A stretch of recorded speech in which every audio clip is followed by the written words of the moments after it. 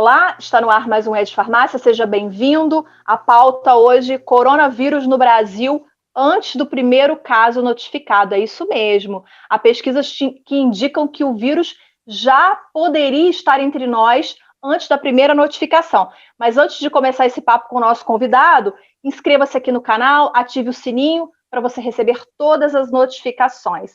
A gente convidou para falar sobre esse assunto o professor Lisandro Borges, ele é professor na área de imunologia clínica da Universidade Federal de Sergipe, e o professor Lisandro é coordenador da Força Tarefa contra a Covid-19 na mesma universidade.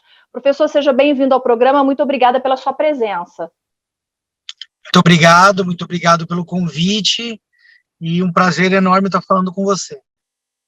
O professor está de touca porque ele está conversando com a gente de dentro do laboratório, certo, professor? Isso. Bom, eu quero começar sobre a pauta mesmo em si, sobre o título dessa pauta, né? O senhor participou de um estudo que descobriu casos clínicos de Covid-19 no Brasil em fevereiro de 2020, ou seja, antes da primeira notificação aqui.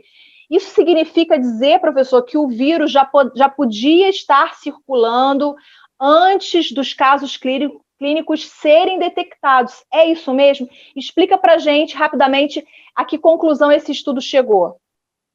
Isso. Esse estudo é um estudo que a gente chama uma soroprevalência retrospectiva. Então, a gente, basicamente, um médico aqui da cidade, da universidade, tinha tido ideia, quando em Wuhan, em dezembro, se foi falado sobre a pandemia e o surgimento do SARS-CoV-2, ele começou a congelar amostras de pacientes ambulatoriais na universidade, para, quando tivesse testes disponíveis, fazer alguma análise nessas amostras. E aí a gente, como aprovou um grande projeto, nós, mais ou menos 6 meses depois, a gente recuperou essas amostras, que eram amostras datadas de janeiro e fevereiro daquele ano, e conseguimos detectar, através da pesquisa de anticorpos, a presença de anticorpos contra o novo coronavírus antes da primeira notificação no Brasil e quase 1 mês e meio antes da notificação no estado de Sergipe, que foi o estado onde foi conduzida essa pesquisa. Então, o estudo que gerou uma publicação importante no Journal of Infection, que é uma revista britânica, que tem muito renome no meio científico, e essa pesquisa foi rapidamente aprovada porque mostra que o vírus já circulava bem antes da primeira notificação no Brasil, mais especificamente na época do Carnaval. Então, ter tido o Carnaval foi um grande estopim para a disseminação do novo coronavírus naquela época. Professor, essa descoberta, né, de que já havia casos de coronavírus aqui no Brasil, se isso tivesse sido descoberto antes, isso teria modificado um pouco a história dos acontecimentos? Teria, porque você pode notar na primeira onda, os estados que mais tiveram casos foram estados justamente onde houve o Carnaval. Rio, São Paulo, Brasília, pioneiro agora no Carnaval de rua, Recife, Ceará. Você vê que estados como, por exemplo, Mato Grosso, Tocantins, Roraima, Manaus, não houve tantos casos como essas capitais. Aí, claro, depois foi espalhando para o resto do Brasil. Mas o Carnaval, sim, foi um grande estopim para a disseminação. Professor, tudo indica, eu queria falar um pouco agora sobre vacinação, tá? Tudo indica que a gente está indo de forma muito lenta, né, na imunização da população. Há projeções, por exemplo, eu já li um artigo sobre isso, dizendo que a gente vai levar 4 anos para vacinar 90% da população brasileira e alcançar a tal imunidade de rebanho. Quando a gente alcança essa imunidade, me parece que o vírus perde força e já não consegue se proliferar, se transmitir, né, com tanta velocidade e frequência. O senhor concorda com isso? O senhor acha que a gente vai demorar esse tempo todo? Vai demorar. Pelos cálculos do nosso grupo de pesquisa, se a gente vacinasse 600 mil brasileiros por dia, levaria, isso sem parar, São 24 horas, sem parar final de semana. Levaria 1 ano e 6 meses para mim vacinar 148 milhões de brasileiros, que é 70% da população brasileira. Então, levando em conta que todos iriam concordar. Então, realmente é um grande desafio. Primeiro, porque não temos vacina. Segundo, porque a nossa velocidade, a gente está no ranking da vacinação em 49º lugar. Então, isso é muito preocupante, porque quanto mais tempo a gente demorar, menos a nossa população vai estar imunizada, e a imunidade de rebanho não se alcança quando valores menores que 70% da população. Então, e as novas cepas podem fugir da ação dos anticorpos formados pela vacina, se essa vacina demorar a ser administrada. É um grande desafio que a gente tem pela frente. Existe um risco, então, de a vacina não ser eficaz contra as novas variantes do coronavírus? Se demorar muito, o risco, ele existe. Né? Pois Israel vacinou quase 48% da população. Então, Israel não vai ter esse risco, porque rapidamente, em março, eles querem terminar de vacinar toda a população, que são 9 milhões de habitantes, e aí as novas cepas não vão surgir. Agora, quanto mais tempo eu levar, essas cepas estão fugindo dos anticorpos neutralizantes. E aí pode ser que a vacina seja ineficaz. Por isso que a Pfizer, a AstraZeneca e outras empresas já estão revalidando a vacina contra as novas cepas. É claro que não dá nem para comparar com Israel, que é um país muito pequeno, mas a gente tem um fator muito positivo, professor, que é a capilaridade das farmácias, né? Os Estados Unidos, por exemplo, já noticiaram que as farmácias vão entrar na campanha de imunização contra a Covid. E aqui no Brasil tem chance de as farmácias participarem, porque eu tive notícias, por exemplo, que no estado do Rio de Janeiro, né, já há uma movimentação da própria Ascoferd nesse sentido, a Ascoferd já procurou a Secretaria Estadual de Educação, tem notícias da própria Abrafarma, que representa as grandes redes, a Abrafarma já encaminhou um documento para o governo federal, mas o governo federal não manifesta nenhum direcionamento para isso, né, de que vai incluir as farmácias. E com a capilaridade das farmácias, a gente conseguiria acelerar. Mas também não adianta ter farmácia se não tem dose disponível, né, professor? Exatamente. O Brasil, com 212 milhões de habitantes, a gente tem um país continental. Mas, como você brilhantemente disse, as farmácias, que é um estabelecimento de saúde, e tem profissionais capacitados, poderia muito acelerar o processo de vacinação. Então, é uma ideia implementada em alguns países e que no Brasil daria muito certo. A Abrafarma, eu tive notícia que ela ofereceu realmente ao Ministério da Saúde, mas a gente vê que não há muito retorno de uma atuação mais efetiva em relação à vacinação. Esperamos que isso mude esse panorama. E também vacinar o farmacêutico, né, que é um grande desafio.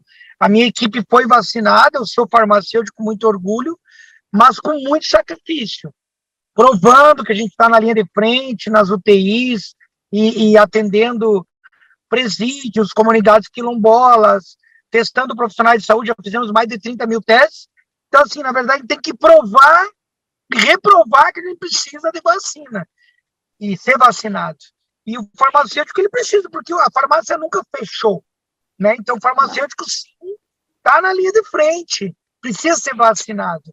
Então, acho que precisa mudar isso em primeiro lugar, para depois aplicar a vacina na farmácia. A farmácia tem toda a estrutura para poder fazer um brilhante trabalho. Tem salas farmacêuticas, já tem cursos de vacinação, né? Até porque a farmácia ela já tem aí, já não é de hoje a autorização da Anvisa, que é aquela resolução 97, não é de hoje que a farmácia está vacinando. Ela participou, por exemplo, no Rio de Janeiro, as farmácias participaram da campanha contra sarampo e contra a influenza, então já tem o know-how, já tem o conhecimento para fazer esse tipo de trabalho. Em relação aos testes, né, quer dizer, as farmácias entraram também aí nos testes rápidos de Covid-19, lá mais no início da pandemia, no ano passado. Em relação às variantes que forem surgindo, esses testes, eles vão identificar também ou eles vão perder a validade? Como é que o senhor enxerga essa questão? O organismo, ele vai produzir anticorpos contra essas novas variantes. Isso é fato. Então, os testes imunocromatográficos, os testes rápidos, eles conseguem pegar esses anticorpos. O nosso grande desafio é a presença de anticorpos neutralizantes, que é outra Explica para a gente, professor, o que são esses anticorpos neutralizantes?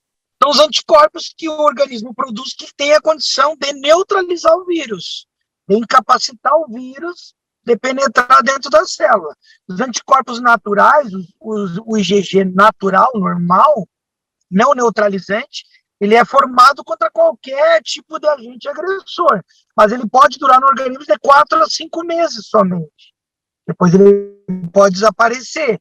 O anticorpo neutralizante, ele tende a ficar mais tempo e ele sim tem a capacidade de neutralizar a entrada do vírus. Essa mutação na cepa P1 de Manaus, ela tem uma mutação, a mutação 484K, que faz com que o organismo produza esses anticorpos e o vírus escape dos anticorpos formados. Então, são cepas, a P1, que ela escapa da imunidade anterior. Então, o João lá, que teve em abril, em maio, Covid, quando entrar em contato com essa nova cepa, o anticorpo que ele formou lá não vai ter mais ação sobre a nova cepa. Professor, o senhor acha que a gente está tendo uma segunda onda ou não? Ou a gente veio só numa crescente? E quando é que o senhor acha que essa segunda onda vai acabar, agora que a gente já está imunizando? Já estamos em segunda onda, isso é fato, né? Observando a média móvel de casos, a gente consegue ver isso nitidamente. Uma segunda onda mais forte que a primeira. E, mesmo imunizando, como dizia minha avó, não vai fazer nem cosquinha essa imunização, porque a gente não está imunizando nem 1% da nossa população. Então, a gente precisa imunizar 70% ou mais para aí a gente observar uma queda de internações e óbitos. Né? Como já tem acontecido em Israel, que caiu 60% das internações hospitalares, quando eles terminaram de vacinar população de risco. Então, isso é pontual na pandemia. A gente precisa vacinar o mais rápido possível mais de 70% da população. Vamos então aí ficar de dedinhos cruzados para que as farmácias entrem nessa campanha, né, que os farmacêuticos sejam imunizados. O pedido da Ascoferd também inclui a imunização dos farmacêuticos, até porque, imagina uma farmácia que tem um farmacêutico, esse farmacêutico pega Covid e precisa ficar 15 dias em casa. Os clientes, os pacientes não vão poder comprar antimicrobianos, não vão poder comprar controlados na ausência do farmacêutico, e isso também é uma questão, né, extremamente grave, né? Você não ter acesso ao medicamento que você precisa. Então, para a gente fechar a nossa conversa, qual é a sua dica, o seu recado final para quem está assistindo o nosso programa? Olha, o cuidado continua o mesmo, só que nós estamos num momento de cansaço perante o vírus, né? Então as pessoas cansaram de falar, cansaram de ver notícias, só que o cansaço gera relaxamento. E aí houve um relaxamento das medidas. Então, a falta do uso da máscara, aglomerações, festas, como se nada tivesse acontecido, mas as mortes continuam e pessoas estão sendo aleatoriamente escolhidas pelo vírus, estão agravando, estão indo para a UTI, estão perdendo as suas vidas. Então, que haja uma conscientização da população, que a máscara, o álcool gel e que o distanciamento ainda é a vacina que a gente tem. Até a vacina real, o imunizante, o imunobiológico, chegar a ser aplicada em mais de 70% da população, até lá a gente não pode desmerecer o vírus e nem a pandemia. Professor, eu ia encerrar, mas me ocorreu uma questão. Qual é o próximo passo agora da Força-Tarefa contra a Covid aí da universidade? O que vocês estão planejando estudar nas próximas semanas e meses? Nós estamos com 2 pesquisas correndo, uma no Hemobanco aqui do estado, verificando imunidade de rebanho, quantos por cento dos doadores saudáveis do Hemobanco tem já anticorpo de memória, esse é o primeiro projeto, e o outro projeto para pesquisar o anticorpo anti-S-RBD, que investiga justamente a eficácia da vacina. Então, é uma pesquisa com 5.000 pessoas que foram vacinadas, a gente vai esperar 30 dias da segunda dose e vai verificar se essas pessoas estão com o anticorpo, aquele que eu falei, com neutralizante ou não. E olha que legal, se essa pessoa não formou anticorpo neutralizante, ela tem que tomar a 3ª dose. Então, é uma pesquisa que mostra realmente se a população está protegida ou não. Mas com qual vacina essa pesquisa está? Qualquer uma delas. Tá. Coronavac, que tem no estado, e a de Oxford, que é as duas que a gente recebeu. Tá bom, professor. Qualquer novidade, manda para mim. Você já tem aí o meu WhatsApp, que a gente volta a conversar. Muito obrigada, viu, pela sua participação aqui. Com certeza, querido. Muito obrigado. Obrigado aos ouvintes. Se inscreve aí no canal. E, caso tenha interesse, temos o canal de ciência, o professor Lisandro Borges. Ah, é verdade. Eu ia falar do seu canal, o canal do professor Lisandro Borges. Tem tudo sobre Covid-19 lá, pessoal. Coloca aí o linkzinho para nos ajudar também lá no canal. Obrigado, querida. Deus abençoe. Tudo é bom. Combinado. Eu vou colocar o link do canal do professor Lisandro aqui na descrição desse vídeo. Professor, sucesso nas pesquisas e muita saúde para toda a sua equipe. Obrigada. Obrigado, eu que agradeço, querido. Obrigada a você que ficou com a gente até aqui. Espero que esse conteúdo te ajude de alguma forma no seu trabalho, se você é farmacêutico, se não for farmacêutico, que for um cidadão comum, a se proteger contra o coronavírus. Obrigada. Antes de ir, inscreva-se no canal e ative o sininho. A gente se vê na próxima terça-feira. Tchau, tchau.